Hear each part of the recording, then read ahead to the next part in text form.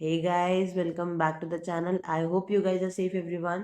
So आज की video में हम पढ़ने वाले हैं क्लास 10th के चैप्टर मनी एंड क्रेडिट के बारे में. So without any further updates let get started. So सबसे पहली चीज आती है that why money is very important in our life and why is it so necessary. तो कहते हैं ना आजकल यार पैसे का ही बोलबाला है. ठीक है, तो पैसा बहुत ज्यादा जरूरी है. अगर आपको कुछ खरीदना है, आपको कुछ बेचना है, for every single thing you need money. From buying your favourite snack from the shop to buying milk from a shopkeeper in the morning, in every single thing you need money. तो हमने ये तो क्या देखा कि अगर आपको कुछ खरीदना है तो भी आपको पैसे देने पड़ेंगे, कुछ बेचना है तो भी आपको पैसे लेने पड़ेंगे. ठीक है, तो मनी हर जगह हर तरीके से हमारी लाइफ को क्या कर रहा है, कंट्रोल कर रहा है और हमारी लाइफ में बहुत ज़्यादा इंपॉर्टेंट रोल प्ले करता है. लेकिन इसको हम किस तरीके से डिफाइन करते हैं in the terms of social science, the terms of like आप बुकिश लैंग्वेज में किस तरीके से इसको डिफाइन करते हो वो देखते हैं. ठीक है, तो money can be defined as anything you are seeing that are acting as a medium of exchange. Like it is acting as a medium, as a link in the exchange process is something that if I'm buying a pen from a shop, then eventually I have to exchange my money with the shopkeeper to buy that pen, and in that thing money is helping me to do so. अगर मैं shop पे जाती हूँ और अगर मुझे pen खरीदना है तो इवेंचुअली मुझे उसको उसके साथ अपने पैसे एक्सचेंज करने पड़ेंगे उस पेन को खरीदने के लिए. वरना जो शॉपकीपर भैया वो मुझे पेन दे देंगे? बिल्कुल भी नहीं देंगे. तो यहाँ तक हमें क्या क्लियर हुआ कि मनी को हम इस तरीके से डिफाइन कर सकते हैं कि कोई भी ऐसी चीज जो एक तरीके से एक लिंक की तरह एक्ट करती है एक्सचेंज प्रोसेस में. ओके, एग्जाम्पल्स क्या क्या है? Currency, paper notes and demand deposit, जो आजकल आप चेक्स भी देखते हो. लेकिन यार हमेशा से तो मनी नहीं था. हमेशा से तो मनी नहीं था ना. मनी तो अभी अभी आया है. तो मनी जब नहीं था पिक्चर में तो उससे पहले किस तरीके से काम होता था? तो मनी जब नहीं था तो उससे पहले एक सिस्टम एग्जिस्ट करता जिसको हम क्या कहते थे? बार्टर सिस्टम भी कहते थे. अब बार्टर सिस्टम क्या होता है? बार्टर सिस्टम में गुड्स डायरेक्टली एक्सचेंज होते हैं गुड्स के साथ to complete the mutual needs. Goods को गुड्स के साथ एक्सचेंज किया जाता था. ऐसा नहीं है सामान के बदले सामान एक्सचेंज होता था. ऐसा नहीं कि आज मैं सामान खरीदू तो पैसे देती थी. नहीं, उस टाइम पे क्या होता था? सामान के बदले सामान एक्सचेंज होता और एक दूसरे की जरूरत को पूरा किया जाता था. ये होता था बार्टर सिस्टम. नहीं समझ में आया? अभी समझाती हूँ, एग्जाम्पल से सब क्लियर हो जाएगा. तो let's move on to the example thing. So यहाँ पे आप देख पा रहे हो एक शू मेकर है. यहाँ पे क्या है? एक फार्मर है. ठीक है, शू मेकर को जरूरत है कुछ अनाज की बिकॉज वो भूखा है और उसके घर में अनाज नहीं है तो उसको अनाज की नीड है.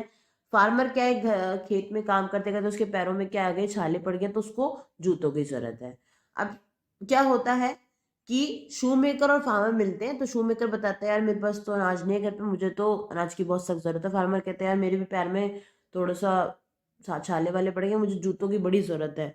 तो वो क्या करते हैं? एक दूसरे के साथ अपने सामान का क्या कर लेते हैं? एक्सचेंज कर लेते हैं और एक दूसरे की जो जरूरत है उसको क्या कर देते हैं? पूरा कर देते हैं. ठीक है, इसी को कहते हैं बार्टर सिस्टम.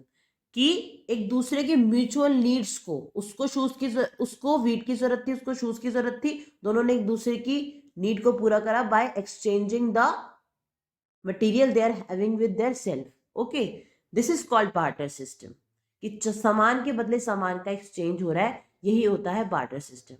बट इस बार्टर सिस्टम के ड्रॉबैक भी है. सबसे पहला ड्रॉबैक क्या कहता है कि यहाँ पे double coincidence of bonds exist करता है.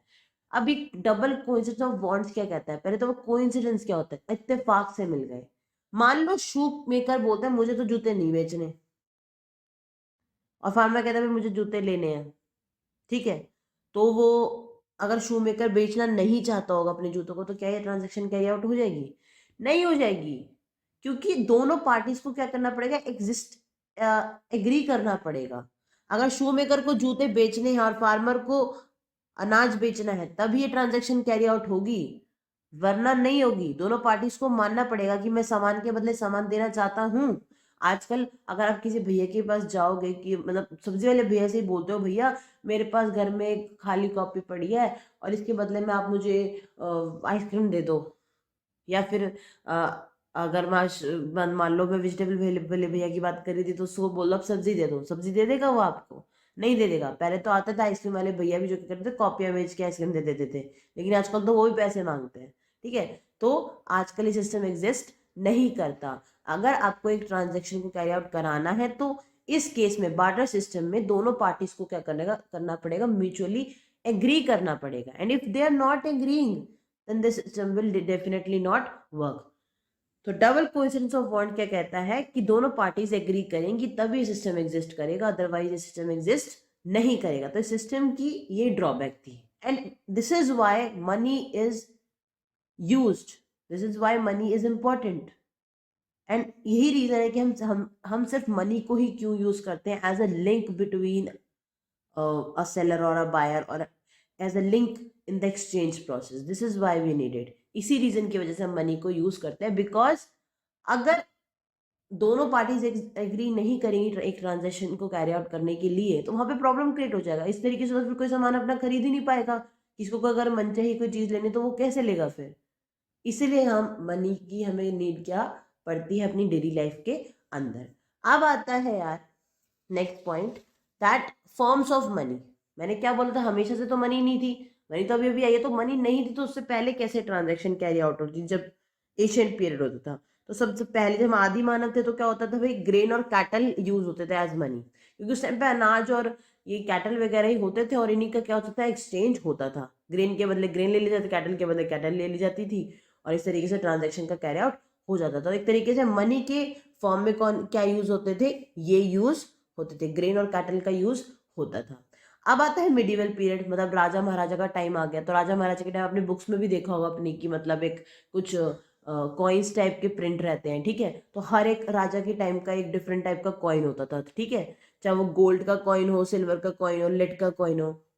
ठीक है, इन तरीके इसको हम एक तरीके से मनी के फॉर्म में यूज करते थे। और आज का पीरियड क्या है, जो जिसमें क्या यूज होते हैं, पेपर करेंसी और कॉइन्स का हम यूज करते हैं।